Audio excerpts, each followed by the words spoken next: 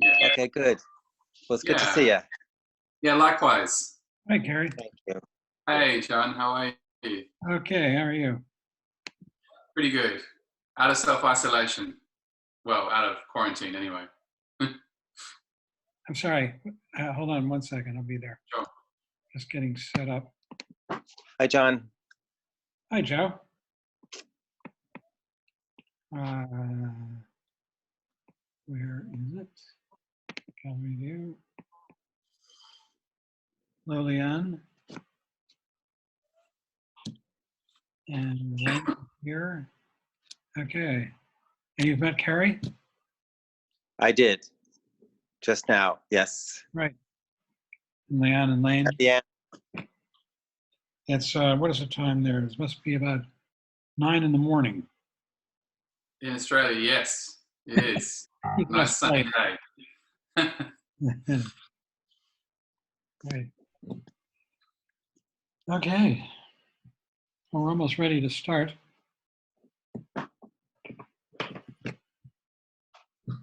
In fact, we are. 7 o'clock.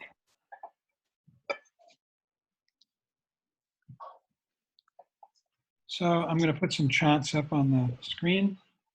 Leanne, I don't know if you're comfortable with chants. Oh, yeah. Good. And so we'll just do these chants. So if Andrew, if you're not chants, just sit and listen. And here we go. Andrew, excellent. From Australia. You know Andrew? Yeah. Oh, he's a friend of yours? Yeah, he comes to our meditation group here.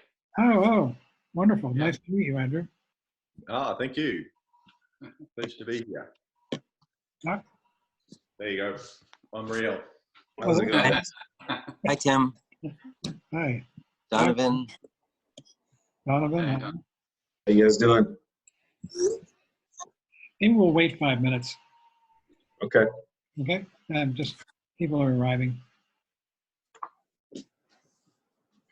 Wow. Another wonderful day in paradise. I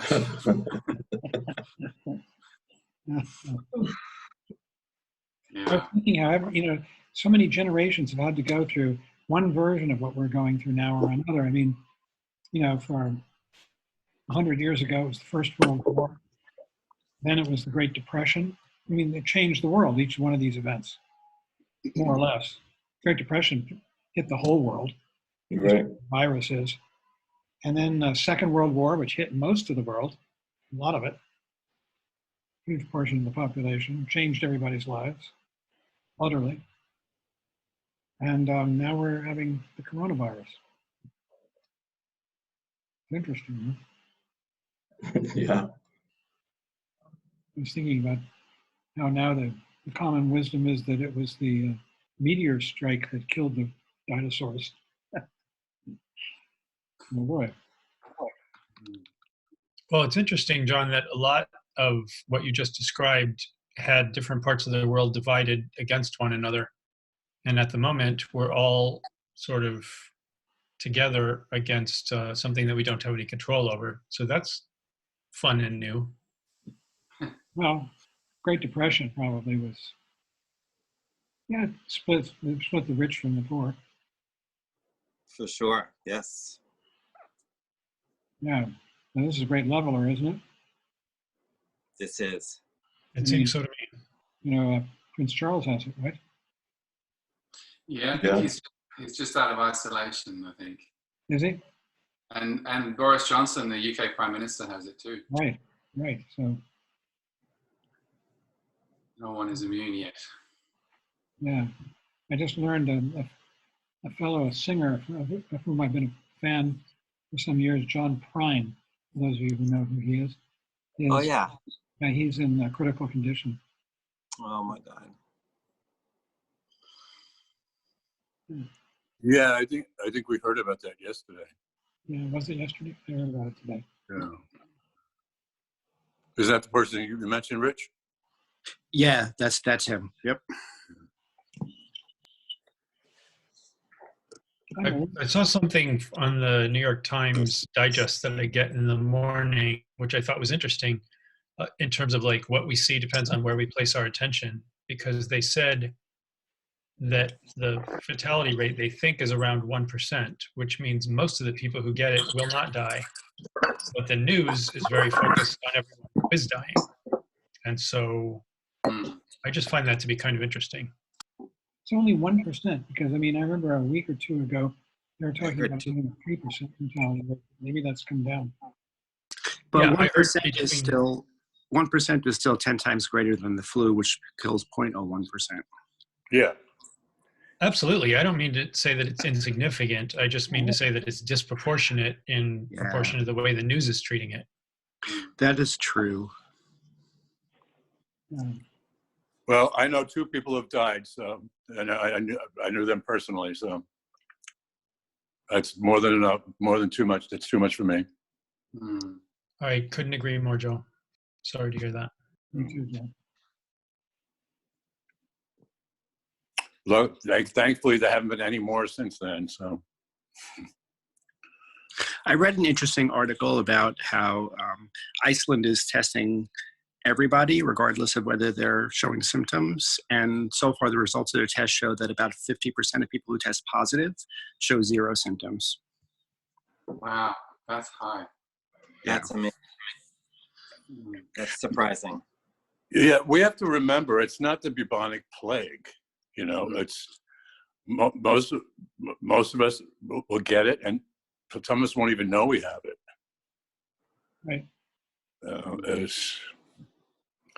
It's just all doom and gloom and doom right now, though, because of the possibilities. Yeah. Yeah. Bubonic plague killed a quarter to a third of the population of Europe in the 14th century. Wow. Hard to imagine. Yeah. Well, everybody, on these cheery notes, Yeah. up and do meditation. We're constantly being exhorted by the teachings to cheer up. Like, you know, Trungpa Rinpoche, my teacher, used to just say to us, please cheer up, please cheer up. And in the face of anything, you know, you can be cheerful. So, on that happy note, shall we start practicing? Who's here? We've got quite a few people here. Okay, you can hit the gallery view and you can see everybody. Oh, yeah. You can also tap the participants button and see a full list. Right. Yeah. We're all becoming experts on Zoom. Funny. Okay. But I was asked by a friend of mine how you make yourself look better. You know, there's this function in Zoom where you can smooth out the wrinkles. I don't know where it is.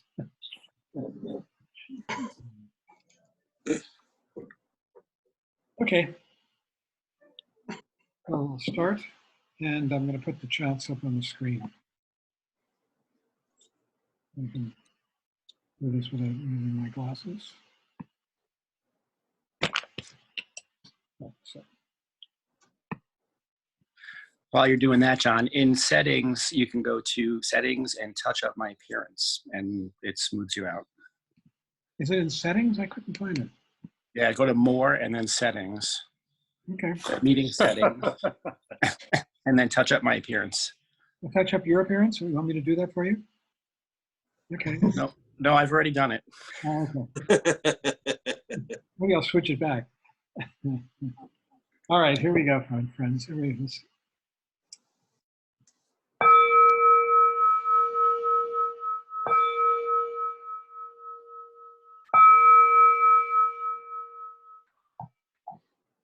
Grant your blessings. Blessings, so that my mind may be one with the Dharma.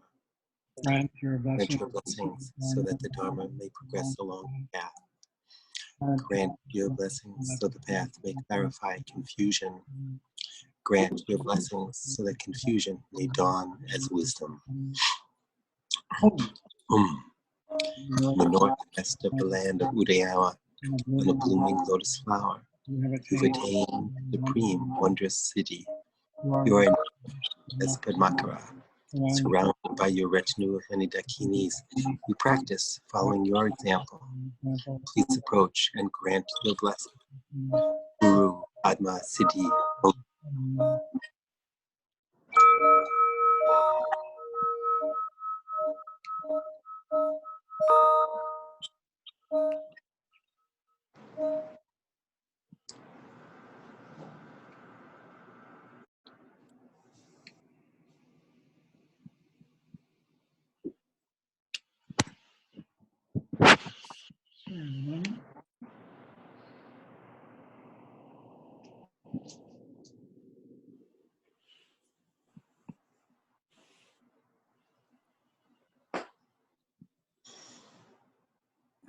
For some reason, I want to mute everyone. You can always unmute yourself, and yet, oh, there we go.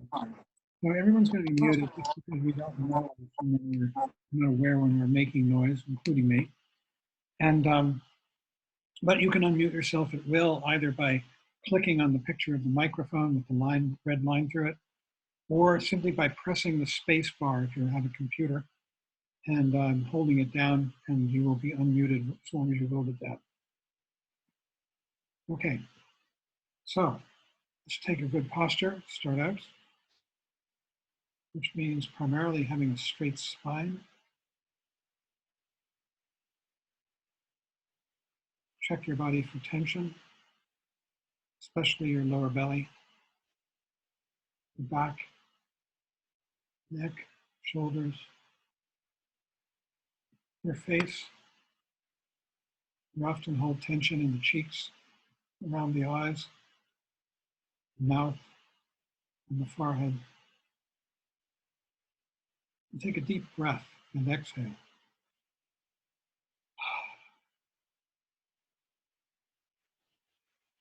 And now relax your awareness into this present moment.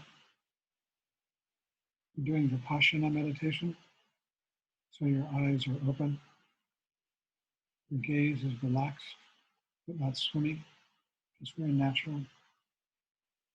Either at a 45-degree angle down or at the horizontal, as you prefer. Often when you have a computer screen in front of you, you might want to go to the horizontal. It's up to you. Your hands, you can do what you like, but the recommended posture is simply to have them palms down on your thighs, called the resting in the nature posture.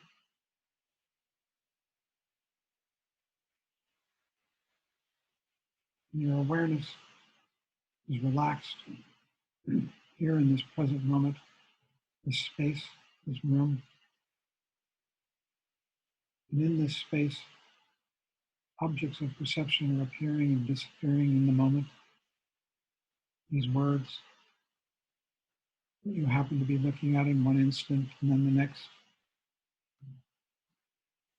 Bodily sensations, when your attention is drawn to them. Even tastes and smells occasionally.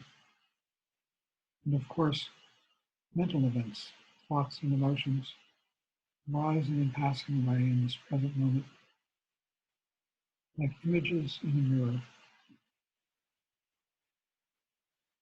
like reflections on water. All of these, the six knowables, rising and passing away in this space. The space is lit with knowledge. You don't have to try and be aware. Everything is self-known and self-appearing and self-disappearing. And we just relax here, awake, aware. Occasionally thoughts will take us off, and we'll find that we've been having a dream somewhere, some other place, with some other people. And then we realize that we're back, and there's nothing more to do. Don't punish yourself. Don't try not to have thoughts, because that's just another dream. And if you do that, Just see that dream and let it go. And come back into this present moment, this space. Relax and awake.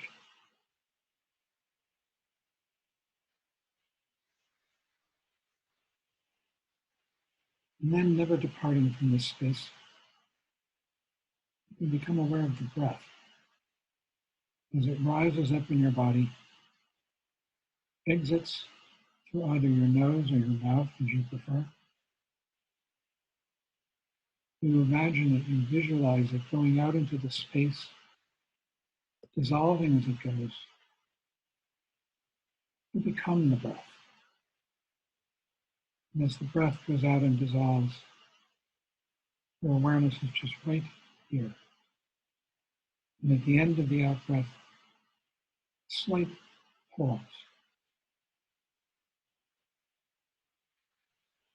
The in breath happens automatically. And then we're aware of the breath coming up, the belly contracting a little bit, leaving the nostrils or the lips, going out into space, dissolving as it goes. And at the end of the out breath, it's just this. So we'll do that for a while.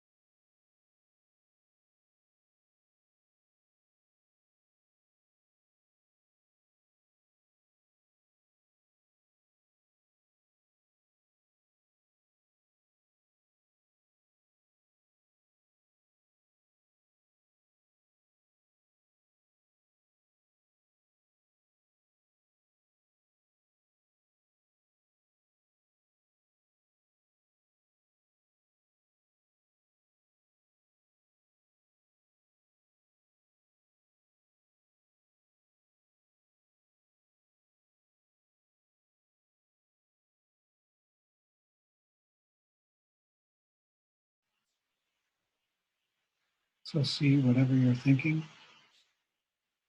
and your back. Relax in the space. You don't have to do anything with it. That's it.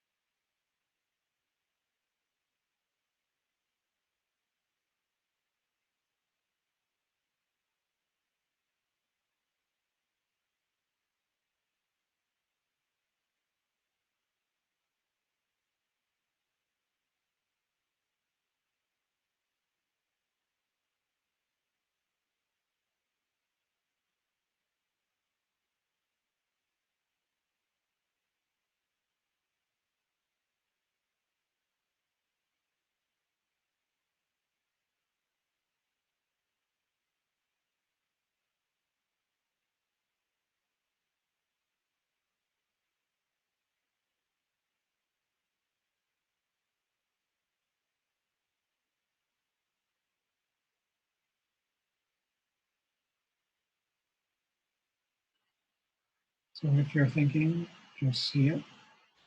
There's nothing more to do. And relax in the awareness.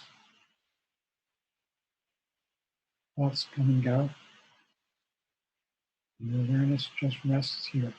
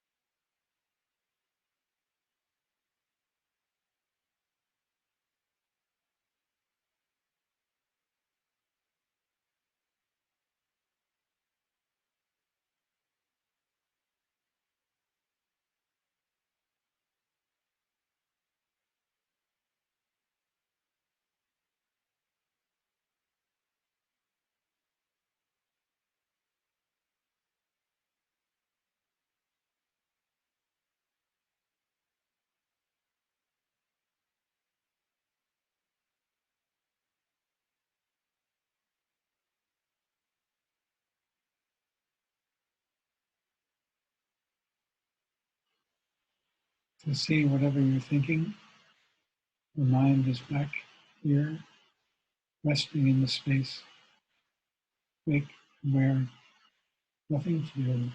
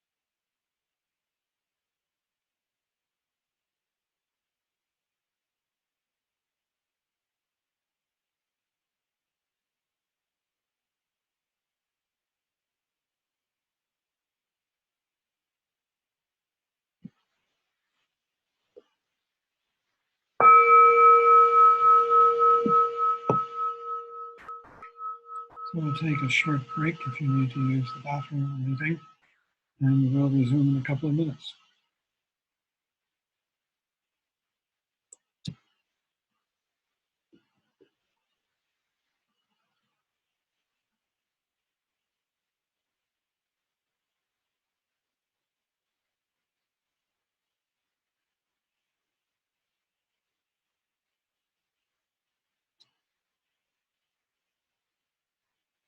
Donovan, where are you? What part of the world? You're in Manhattan? No. You're all Brooklyn.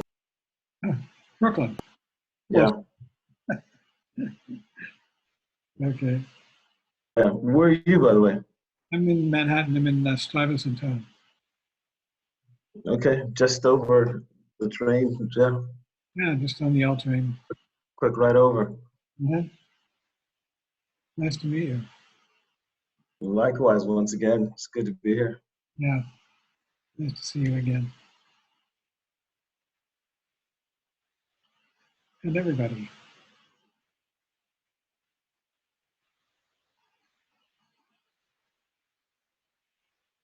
Hmm.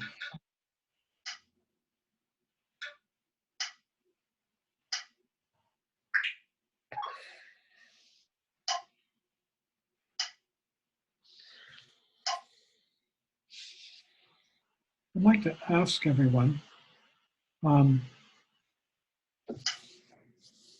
what your meditation experience is. Are there people who are new to it? If there are, would you let me know? Just wondering how to do this talk tonight. Will influence it. Anybody new? Christoph, you are?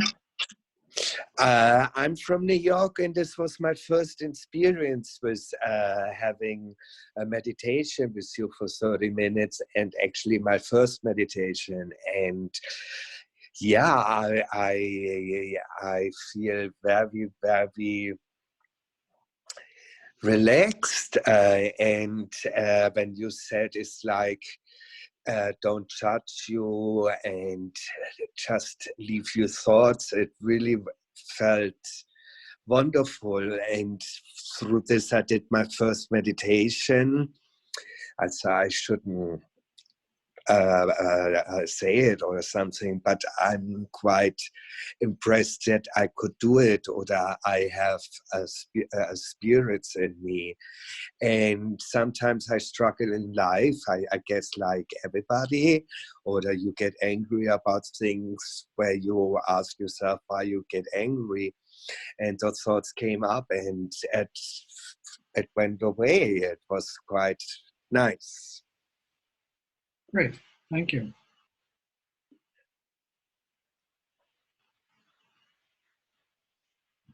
As you know, John, I've been doing this for quite a while, but sometimes I realize that goal setting can be an ego trap, but sometimes it also feels somewhat purposeless. So I'm super interested to hear what you have to say tonight.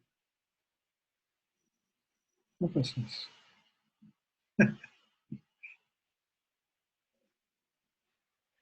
Yes, okay. Purposeless could be good.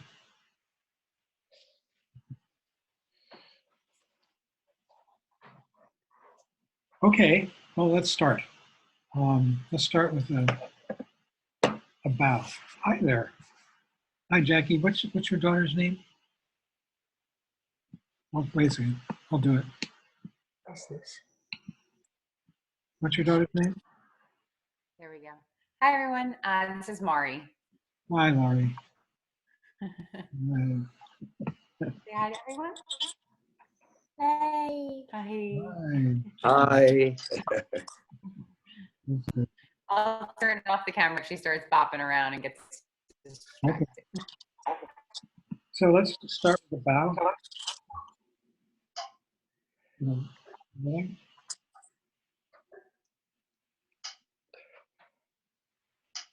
So we're going to go through a lot about meditation for the next 12 weeks. And by the way, there is a syllabus with reading from different works by Cultivate. And I can give this to you in a PDF if you wish. So what I'm going to do right now is I'm going to give you my email address, and you can, Excuse me, John. yes? I don't know if it's my phone or what, but there's a strange sound coming through when you speak. I'm not sure Is where. anybody else hearing it? Yeah, I can hear it too. It's like a squeaking. Yeah, yeah. Whenever John Yes, I'm speaks. hearing it. Yeah. Funny, The talk, you might want to, people might want to unmute themselves. let's just mute everybody, except me. You can unmute yourself when you wish.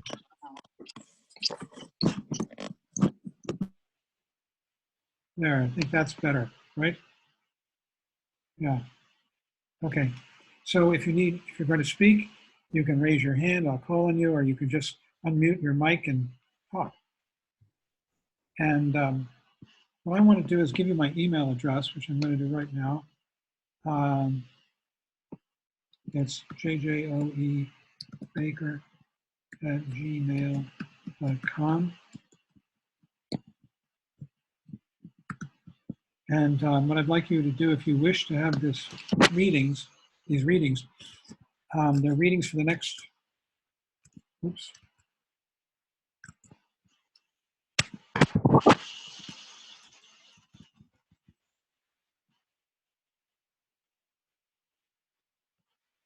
Sorry.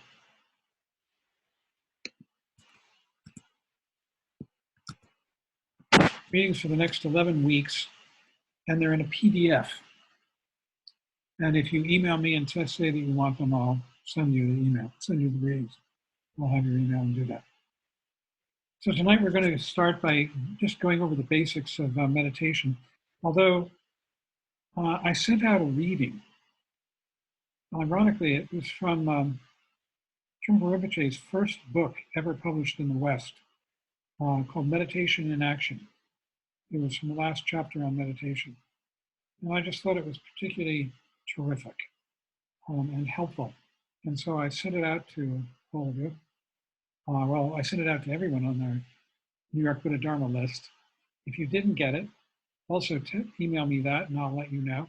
It's not in this PDF of readings, but I can send it to you separately.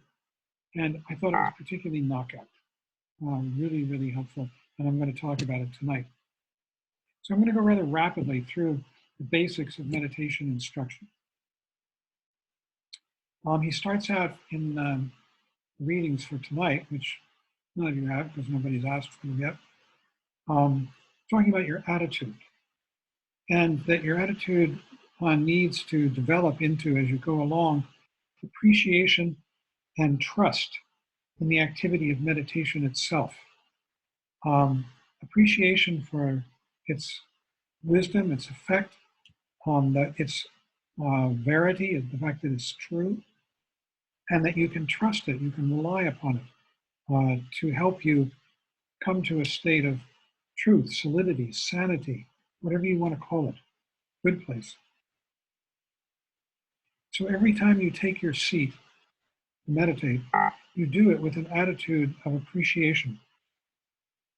And you should arrange your seat. You should meditate and arrange your position with care. It shouldn't just be sort of sloppy, like flopping down on the sofa. But you take a position that you sort of develop a habit of how you're going to sit every day. It helps a lot. And you have awareness, you have respect, and good posture is really helpful.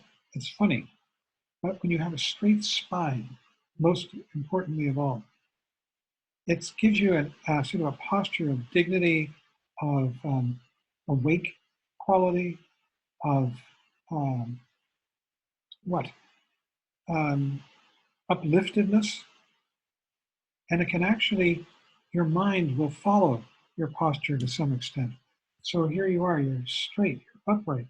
It's an uplifted, awake posture, and your mind more easily follows that.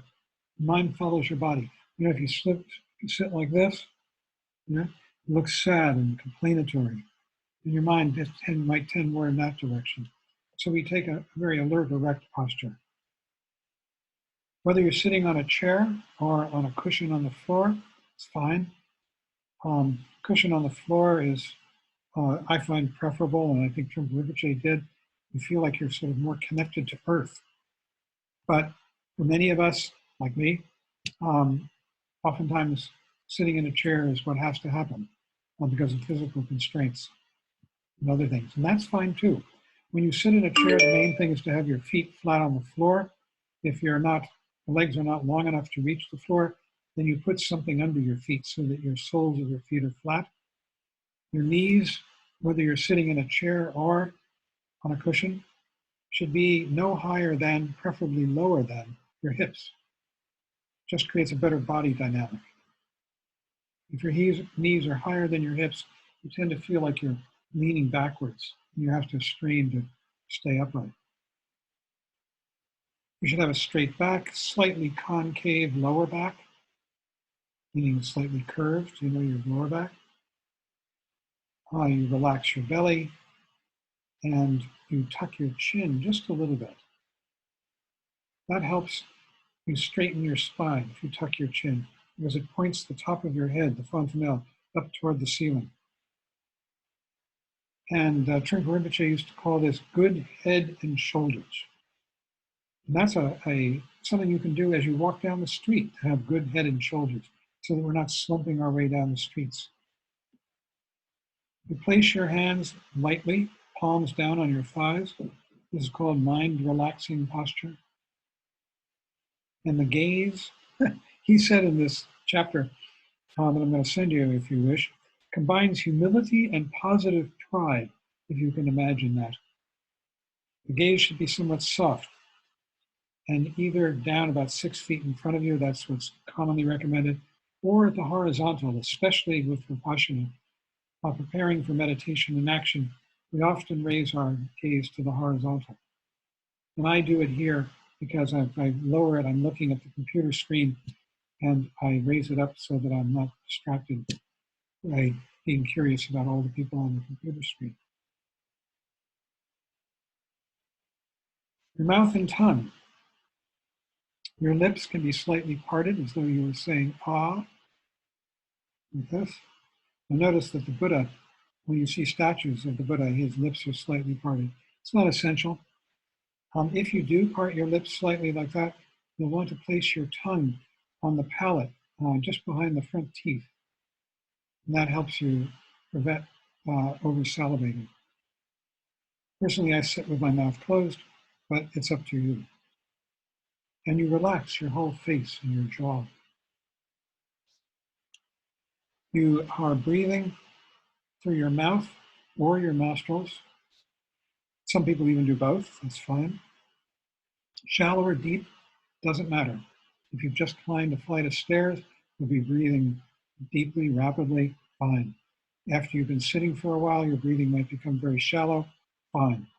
And you're working with the out-breath. You breathe out, and at the end of the out-breath, there's a gap.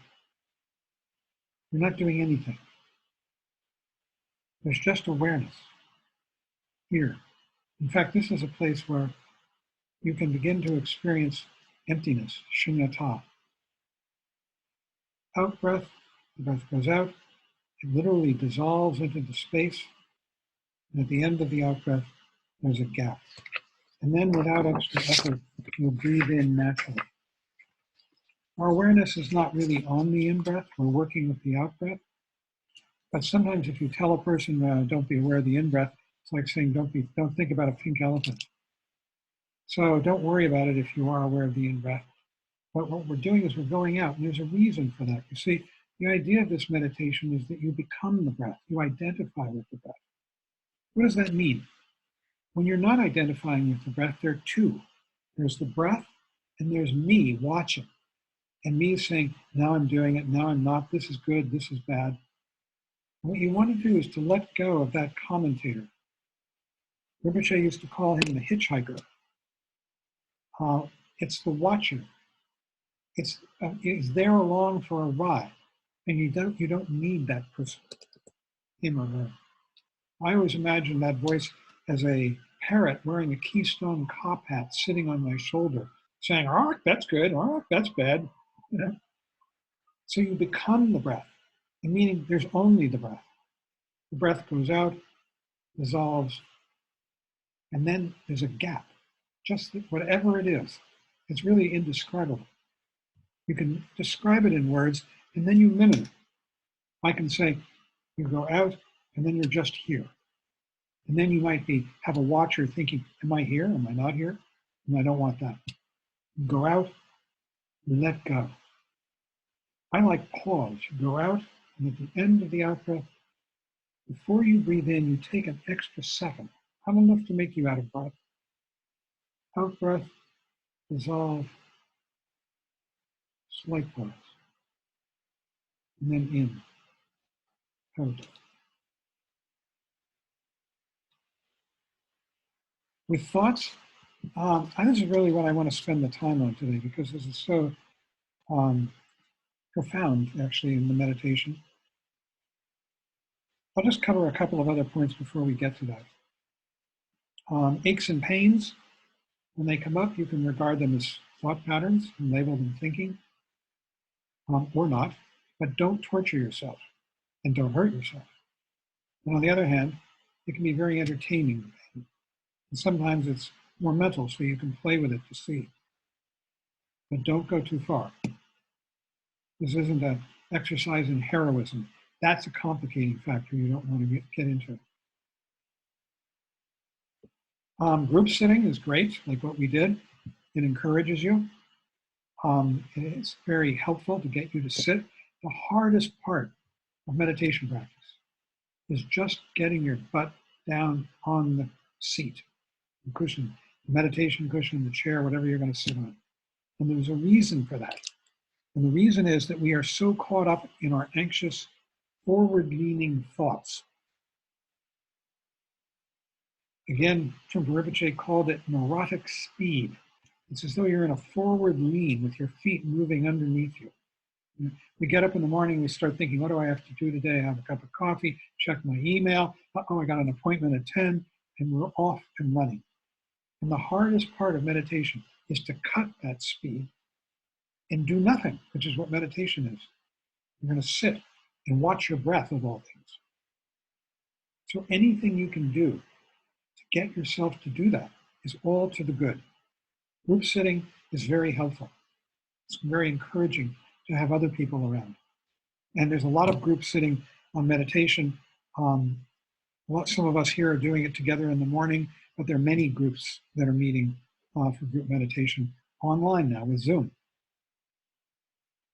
If you're sitting by yourself, try to have a daily practice. I don't care how short, 5 minutes, because even that, you will accomplish cutting that forward lean, that neurotic speed. And there's huge virtue in that. You are allowing yourself, it's self-compassion, to get out of that anxiety.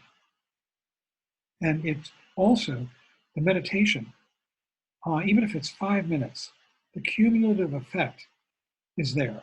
It really works. It works and you have to do it. And it's much better to do it short and consistently, like daily, or than it is to do it long and occasionally. You can sit by yourself with daily practice. If you do that, anything you can do to routinize it. Have a special place if you can. Have a special time, a regular time. Have any kind of accoutrements you want. You know, you might have a meditation table or a shrine or whatever. All of that helps. Anything you can do to routinize it, to help you break through that anxious speed that keeps us from sitting. If any of you are interested in doing personal retreats, I'm happy to help you talk about it. These are solitary retreats. You might do one in your own home. You can go to a retreat center. Generally, in our tradition, we like to see that a person has done a group retreat for at least a week before they set off to do a solitary retreat. Solitary retreat can be anything from a day or two up to the famous long retreat, which is 3 years. And it's common for people to go off for a week. There are people here I know who have done that and more. And that we can talk about retreat centers where you can go. If you do a solitary retreat, safety is important. In the early days, back in the 70s, when we first started doing this, I and others would just go off into the wilderness, find a cabin, and somebody would lend us, and go off completely alone. It's dangerous. Don't do that. Something happens to you, there's nobody around. Now we always do it at retreat centers, where there are people around to sort of monitor you and make sure you're okay. Like Karme Choling up in Vermont, and like Shambhala Mountain Center in Colorado. You go to these places and they stock your cabin with firewood and they watch to make sure you're okay from a distance. And you can have a refrigerator for food and all that kind of thing. Solitary meditation retreat is wonderful if you ever get to it. It's very, it's an enormous luxury. Most people in this world have never spent time truly alone. And by alone, I mean without any form of entertainment. When you go off into retreat, whether it be a group retreat or a solitary retreat, you eliminate forms of entertainment. So you leave your cell phone behind. That's a hard one, much less any other internet connection. And you leave behind writing, no diarying, especially in solitary retreat. Reading to an absolute minimum, just a few minutes a day. And basically, you are doing what is called kusulu practice. Kusulu is a transcendental pig practice, or it's sort of a yogi practice. And you basically just eat, relieve yourself, sleep, eat, and meditate. And that's it. At least minimum of 8 hours a day of meditation in retreat. Any questions about this? Before, I really want to do is to go over this reading that I sent out to the entire list. It's from Trungpa Rinpoche's Meditation in Action, and it's from the chapter entitled Meditation. And I just think it will be very helpful for all of us. In fact, I almost want to take it out and post it on my refrigerator just to remind me over and over. So any questions about what I've covered so far?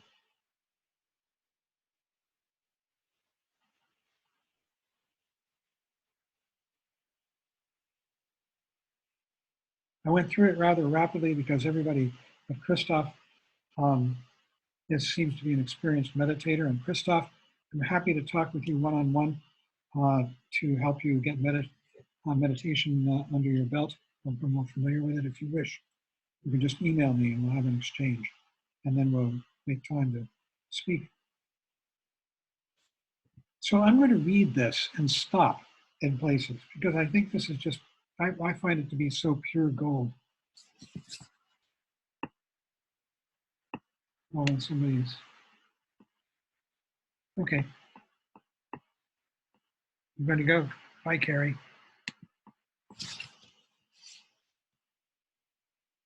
Did you get the reading? Did you get? Yeah, you did. Great. Okay. This is from Meditation in Action, Trungpa Rinpoche's first book. I always looked askance at it somewhat because Rinpoche said, you know, he gave all these talks that the book was made out of in England before he came to the United States. And he felt at that time that his audience were very sort of uptight. And he had to sort of be correspondingly careful what he said to them. Whereas when he got to the United States and he found all these hang-loose hippies who were doing acid and everything else, he felt that he could relax more, although he was still careful. And so I always looked askance at the book, but this chapter is just stunning. So here I'm going to start and we'll pause and I'll make comments and you can make comments. And it was sent out to everybody on the New York Buddha Dharma email list earlier today. So if you're on that list, you've received it. He says, and this is in the middle of the chapter or towards the end, It is also very important to avoid becoming solemn and to avoid the feeling that one is taking part in some special ritual. One should feel quite natural and spontaneous and simply try to identify oneself with the breath. And there it is, to identify oneself with the breath. You and the breath become one thing. There is no watcher. You let go of the watcher. That's all there is to it. And there are no ideas or analyzing involved. Whenever thoughts arise, just observe them as thoughts. What usually happens when we have thoughts, and this is so perfect, what usually happens when we have thoughts is that we are not aware that they are thoughts at all. Supposing one is planning one's next holiday trip. One is so engrossed in the thoughts that it is almost as though one were already on the trip, and one is not even aware that these are thoughts. Whereas, if one sees that this is merely thought creating such a picture, one begins to discover that it has less reality. So there's always this big distinction when we have thoughts between being utterly absorbed in them, you're lost in the dream. It's as though you are already on the trip that you're planning, as opposed to realizing that you're thinking. And as soon as you realize you're thinking, you're back, you're present, you're in this room, in this space, realizing that you're having a thought. There's this big distinction that we must be aware of. And then he says, one should not try to suppress thoughts in meditation. We're all so prone to doing this. One should not try to suppress thoughts in meditation, but one should just try to see the transitory nature, the translucent nature of thoughts. So as you sit there and you realize that you're thinking, you can see that these thoughts are temporary, they're transitory, and that they're translucent. You can see through them in some way. They're not solid. When we get lost in them, then they become a dream and they take us away. So we see their transitory and their translucent nature. One should not become involved in them. There it is again, in the dream, nor reject them. You don't push them away, because that's another big dream. But simply observe them and then come back to the awareness of breathing. So you simply see, oh yeah, I'm having that thought about my vacation. And then the breath goes out, dissolves, and we're present in this space, this real space. Thoughts arise and pass away in this space.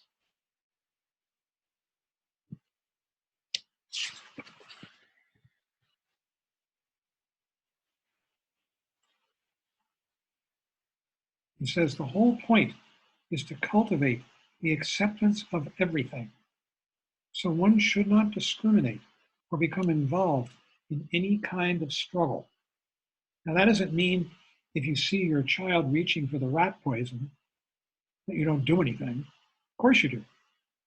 But he's talking about the struggle of trying to make ourselves better, and purify ourselves of thought.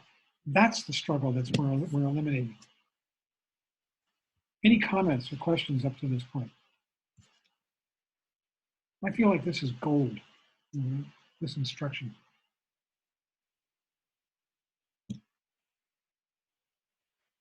Nope.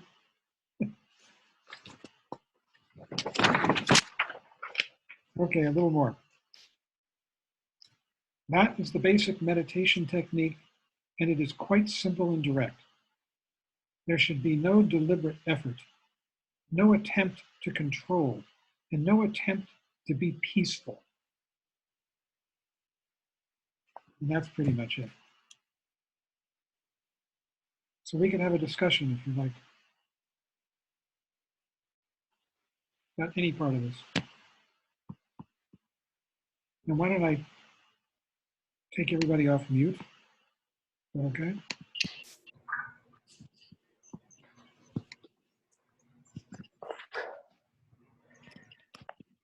Can I do anyhow?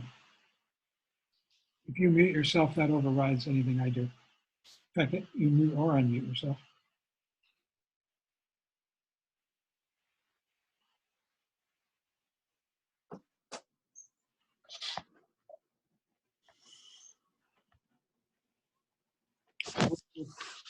What are we performing? What was this? You want green curry? What do you want? Any red curry. You want green curry? Red curry.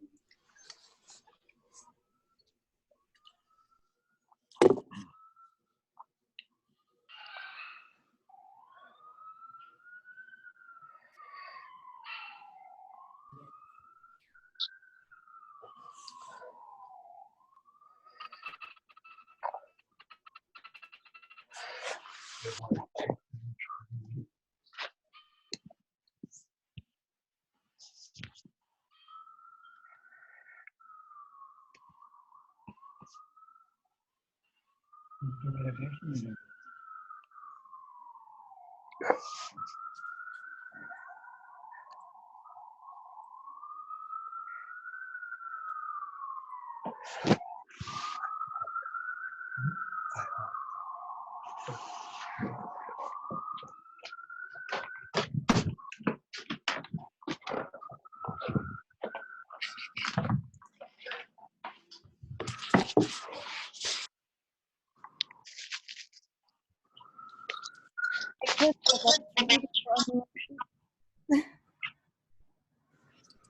It's Isabel. Hello? Hey, it's Isabel. I just told Christoph to go on mute. Who's speaking? I'm sorry. Isabel. Oh, Isabel. Hi, John. Thank you for the talk. It was great. You're welcome.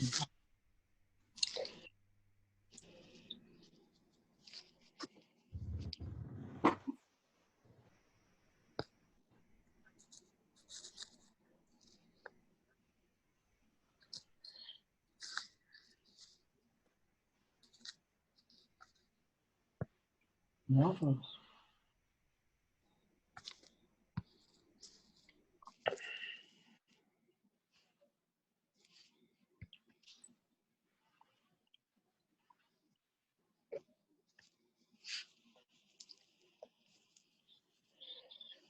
Okay. No comments? Discussion? Do you want to talk about anything else live? Yeah. Hi, John, and everybody. Can you hear me? Yes. Okay. Yes. Thank you, John, for the talk. It's been a long time, and I feel really great to be here. I just really I really think it's important what you're talking with, that sense of knowing when you're thinking and when you catch yourself thinking. And whether you're doing that in meditation or you're doing that while you're in conditions or doing whatever it is you're doing.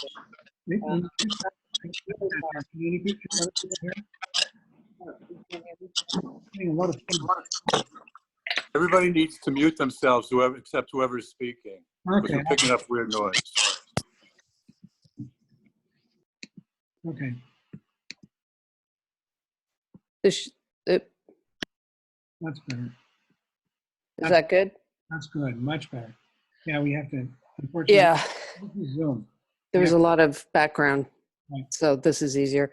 No, I just I want to thank you again for your talk, and it's very nice to connect with you and this group as we're all in isolation and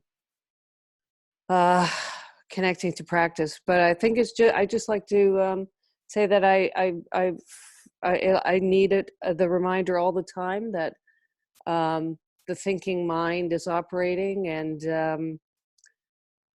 and meditation is probably the greatest chance for you to be able to see yourself thinking. But that connection to understanding and catching yourself thinking when you're washing dishes, when your mind is taking you away, those are all good opportunities as well to find yourself when you're not in the present moment and you're making up endless stories that take you away from being present. So that was a nice reminder. Thank you very much. Thank you. I had the good fortune to hear Michael Rogan speak at New York Buddha Dharma a few years ago. And I remember one of the questions he asked was, when I notice that I'm off the breath, how quickly can I get back to the breath? And I don't think that he meant it in like a competitive way, but just, I thought it was a really interesting question.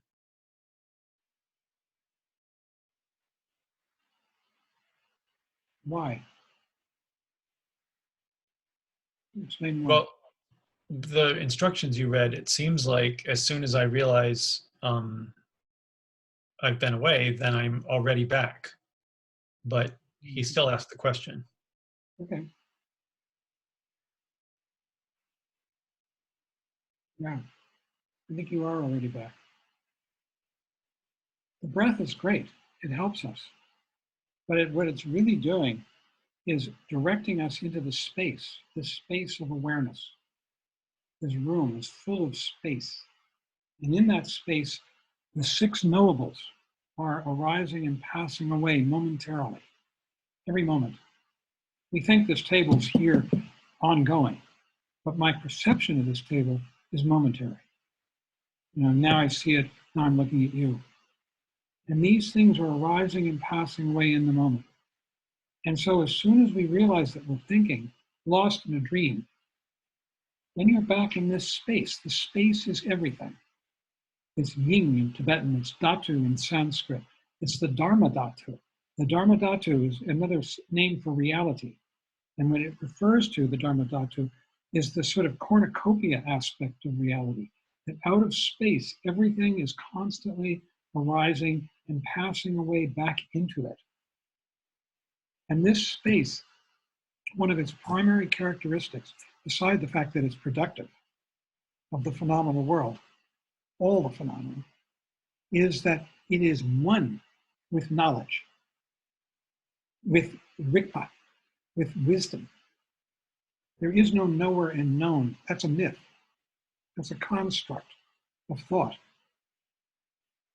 The knowledge that you can see the table, the computer screen, all of that is happening instantaneously because it's in the space. It's one with it. So as soon as we realize that we've been lost in a dream, you're back. You're in the space. There's nothing more to do. If you do anything more, you're leaving again, going off into some other dream, a dream of getting rid of my thoughts, of becoming a better meditator, of whatever it might be. So you just relax in the space. Now we use the breath as well. This is kind of a shamatha aspect to the vipassana. And in fact, the practice that we are doing is called shamatha-vipassana. The shamatha has to do with being aware of something precisely. That's the breath. The vipassana has to do with spatial awareness. And we're doing both. We're watching the breath go out and dissolve into space. I think of it like this. We're using the breath to pull us back into awareness of this present moment. It's kind of like when you get in or out of a car, there are those handles by the door which become more important as you age, you know? And they help you get out of the car. You reach up and you lever yourself out of the car. If you're like me, you know, it's got a rickety body. And that's what the breath is doing. You're using it to pull yourself back into the present moment. And then it dissolves, and then there's this. There's space, spatial awareness. That's the real awareness. That's the real vipassana.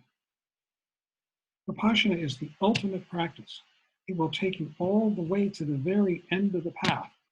It changes its name as it moves through the stages of the path.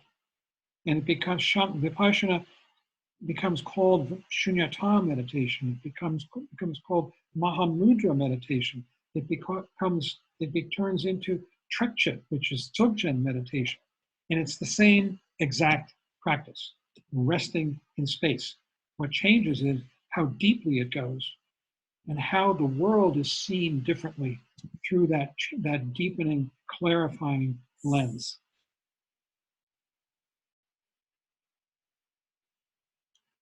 Yes.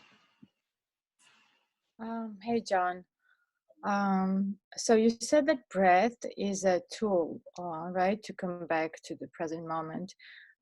In my case, I found that it's more effective to feel my body and like to feel my skin and my clothes against the skin, like to come back to my body instead of the breath.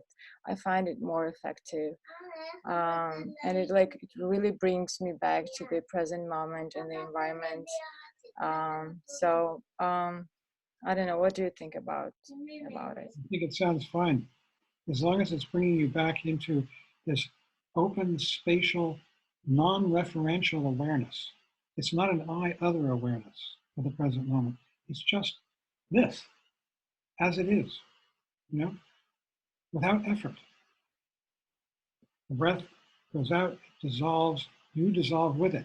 The me, the effortful me, dissolves. Or however you do that. The best meditation of all is just resting in this space of the present moment, lit by the 6 knowables, objects of sight, sound, smell, taste, touch, and mind. That's the best practice. But we use the breath just to help with it. Whatever you use, if you use the body to help you do that, yes, great. In fact, we do use the body. For instance, walking meditation. There we're using the body, and we have a spatial awareness around the body. You can do it informally, just in the course of your daily life, as you put on your clothes, as you brush your teeth, as you relate to your daughter, all of that, sure, that's wonderful. I've also found that asana practice can be useful in that way, because generally when I leave awareness of what I'm doing, I tend to fall over, which tends to get my attention. That's good. I like to say when I'm talking to people about this that we tend to use the breath as a point of focus in mindfulness meditation.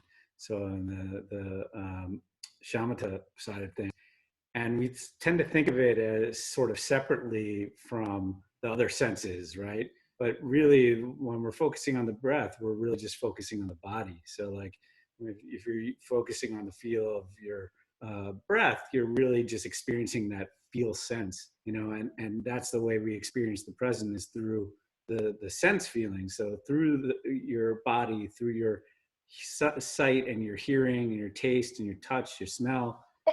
So like, excuse me, I think that like, and I'd be interested if you agree with this, John, but we use the breath because it's very non-judgmental, right? We don't really look at our breath and say, oh, that's a good breath, that was a bad breath, that was like an okay breath.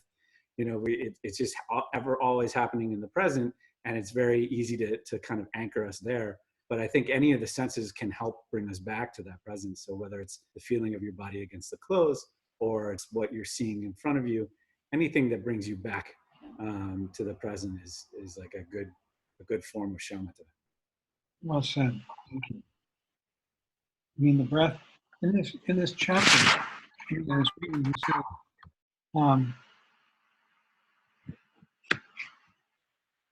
he says, there should be no deliberate effort, no attempt to control, and no attempt to be peaceful. This is why breathing is used. It is easy to feel the breathing, and one has no need to be self-conscious or to try to do anything. The breathing is simply available, and one should just feel that. That is the reason why technique is important to start with. This is the primary way of starting, but it generally continues and develops in its own way. And he goes on. Yeah. He also talks about the fact that another reason we use the breath, and for instance, not mantra, is that it absolutely has no spiritual overtones, profundity. It's simply an object of awareness. So we're not complicating things with the meaning of, spiritual, higher, whatever. One of the things that Miss Salzberg says that's really spoken to me is that the breath is very portable, that it's impossible to pack for a trip and leave your breath behind. So wherever you are, you have it with you. And what you said, Carrie, about a visual object, I could probably concentrate on a tanka, for example, but I could probably slide off that to where to get the tanka, who gave it to me, how much do I like it, when am I going to move it, is it really high enough, and none of those pitfalls are available in the breath. Yeah. Yeah.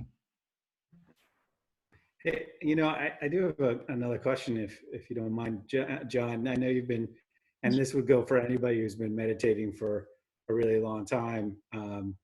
I find that naturally in my practice, I started out focusing on the breath when I started, and I think maybe exclusively on the breath for a long time. And then as my practice has progressed, I find myself focusing less and less on the breath. And when I sit down, it's almost like I'm going, my version of shamatha, my personal version of shamatha vipassana is actually becomes multi-sensory from the get-go. And I'm curious whether you have that same experience, John, or anybody, who'd like to comment on that. Anybody else? Multi-sensory.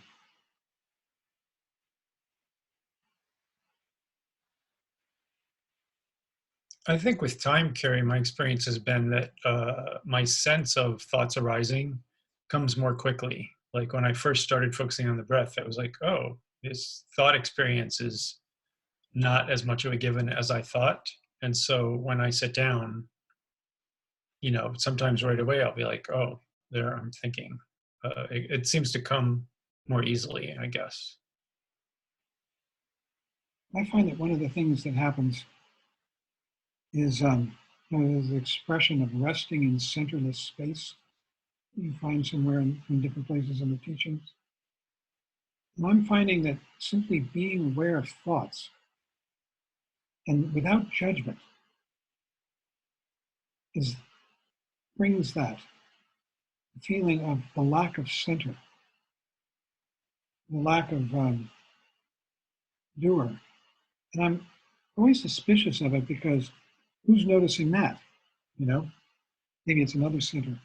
But still, it's this feeling of moving through a directionless, centerless space that comes with being aware of thought without purpose, without judgment, without trying to get rid of it. And then the habit of trying to get rid of it is strong, and it comes back, and then I notice the me there in that part. I don't know if that resonates at all. But yeah, I think you can use lots of things for bringing you back to awareness, for sure.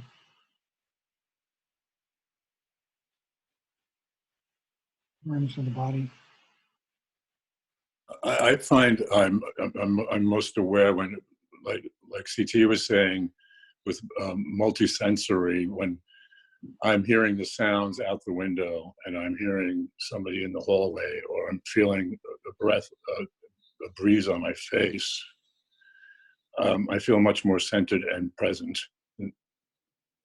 than more so than just the breath. It's almost like just leaving myself totally open. That's beautiful. Is that when you're meditating? Yeah. And then a thought will creep in, and so it's like, oh, I'm recognizing another thought again. Yeah, I mean, it's so kind, this instruction. There's no deliberate effort. One should not try to suppress thoughts in meditation, he says. But one should just try to see the transitory nature, the translucent nature of thoughts, without purpose. Just seeing.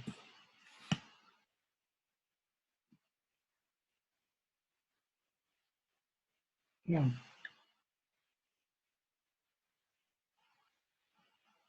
One should not become involved in them, nor reject them, but simply observe them, and then come back to awareness, breathing. You're already with awareness when you observe the thoughts, and then you just switch it back to the breath.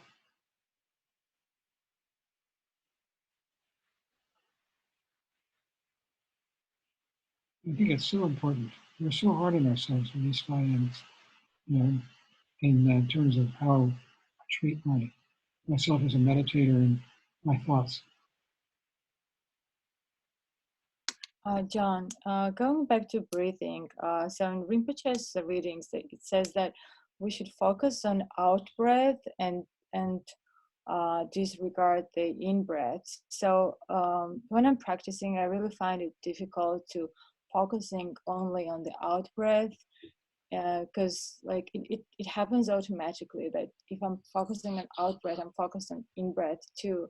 So like I'm all the time feel this tension of like being focused on my breath. So I don't know, that's the reason I'm focusing more on my body rather than on breath, because I feel like tension when I'm like too much concentrated on my breath.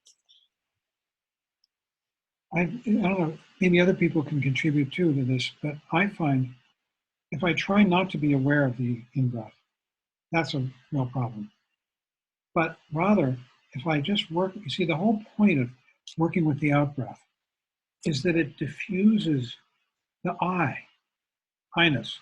When you're working with the in-breath, you're very interior, and you're looking at sort of what's going on inside me. And it tends to breed self-consciousness and self-awareness and effort. You try harder. But when you go out with the breath and it dissolves into the space, goes out far. That's from the Dzogchen teachings. They say it goes out far. You follow the breath out and it dissolves, and you're dissolving with it. So there's this dissolution of effort. There's this dissolving of the me-ness with the breath. And you're giving out. It's like an act of generosity. You give out. So if you focus more on that than on trying not to be aware of the in-breath, that's a hard one to do that one. But if you just work with the out-breath going out, giving out, it's like, you know, like that breath we do at the beginning, where you take a deep breath and you exhale. It's like you're exhaling all that effort, tension, out. And it dissolves, and your awareness is right here in this room, in this space. Out breath, dissolve. It's a giving out, an act of generosity, as opposed to a taking in.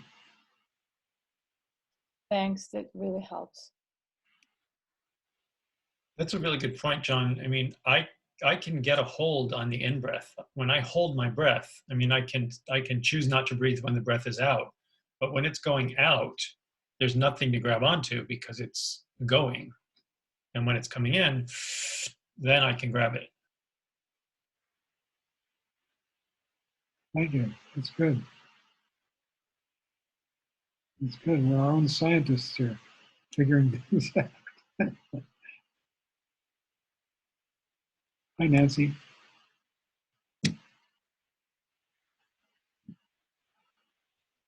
Well, folks. Andrew, you're in Australia? Yeah, just around the corner from Kerry. We're on the Sunshine Coast of Queensland, Australia. Nice. Nice. It's wonderful to have Aussies on here. It's amazing what Zoom is doing. It's just geography is becoming almost irrelevant. It's just time zones now that are important. The world's getting smaller, particularly if you don't need sleep. Oh, good. Yeah. Yeah, we had someone on from Belgium in one of the meetings yesterday. It was a morning meeting, and we were there at 9. We were there. What time? 9. 9 o'clock. That's right. We were meditating from 9 to 10, and it was what, 3 in the afternoon for him. That's terrific. Really fun. Well, everybody, this is a terrific opportunity to deepen your practice. And I find this whole, quarantine. Someone told me about there's all kinds of humor flying around too. I'm sure everybody's been getting it. I got a recipe for a quarantini, new cocktail, every day. And all kinds of funny stuff. So anybody wants to communicate, has any questions, or I'm around, and I'd love to talk. Shall we end? Anybody have anything more to say? Rich? Leanne? And Isabel? Okay, Lane, we got to get you talking. All right, let's do the dedication of merit.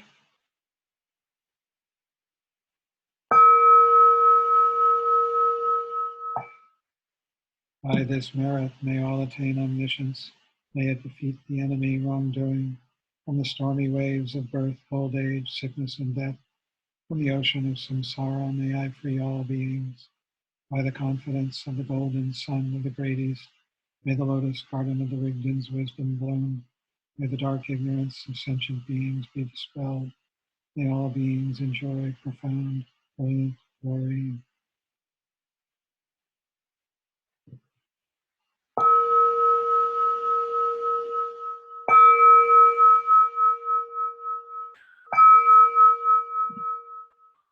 One of my emails, if anybody is interested in there's another class Tuesday nights, and also we have meditation every morning. The time varies Monday through Thursday. We meet at 8 and chat until 8:15, and then practice till 9:15. And on Friday, Saturday, Sunday, we meet it's an hour later, meeting starting at 9, chat till 9:15, and practice again. And we usually do Tonglen, and give Tonglen instruction, and have walking meditation. So, anybody wants to know more, just email me. Great, everyone. Thank you. Wonderful to see you all, especially under the circumstances. Bye. Right. All right. Thanks, John. Nice to meet you. Guys. Thanks, everybody. Thank you. Okay. Thank you.